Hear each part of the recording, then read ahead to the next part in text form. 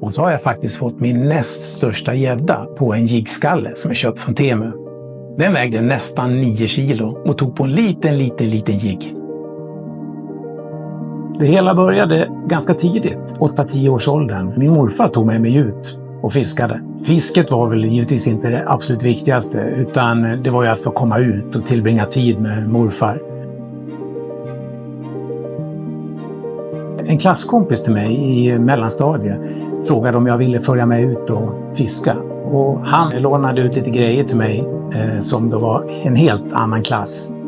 Då fick jag ju helt plötsligt massor med fisk. Och då var det klippt. Jag lyckades kvalificera mig till SM bland annat. Startade en fiskeklubb, jag och några kompisar ifrån distriktet så att säga. Så vi har vunnit både SM och tagit ett brons i VM i Portugal på slutet på 90-talet.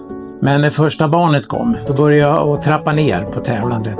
Och när mina tvillingar kom, då var det dags att sluta och börja fiska lite runt omkring här där jag bor istället. Jag gillar ju att pyssla också och hittat mycket grejer ute på Temu.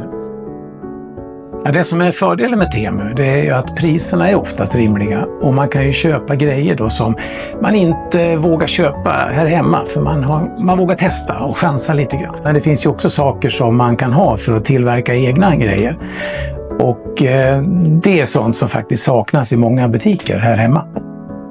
Bland annat så brukar jag göra speciella jiggar med silikonkjolar som det heter. Och sen för vinterfisket så gör jag så kallade nattvarnare eller vipper som jag gör av frigolitkulor som egentligen är för julgransprydnader och liknande.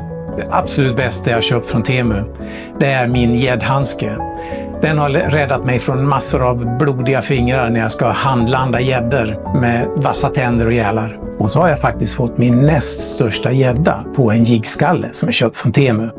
Den vägde nästan 9 kilo och tog på en liten jigg. Och det är ju givetvis absolut kanon att få fisk på grejer man har gjort själv. Mete är ju bland det mest rofyllda man kan hålla på med. Men givetvis, man vill ha fisk.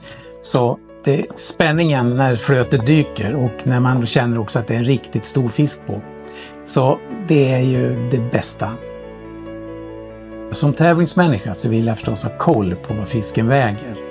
Men när jag är klar med det så får den självklart simma tillbaka där den hör hemma. Fisket har ju varit så stor del av mitt liv och gett mig så mycket så att jag skulle gärna vilja dela med mig av det här och se till att andra får uppleva samma sak. Och därför startade jag min YouTube-kanal Fiska med Tony.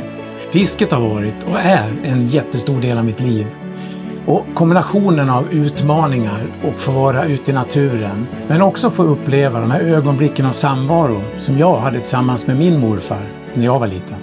Min stora dröm är att få min morfar själv och få lära ut allt jag har lärt mig och föra över det till mina barnbarn.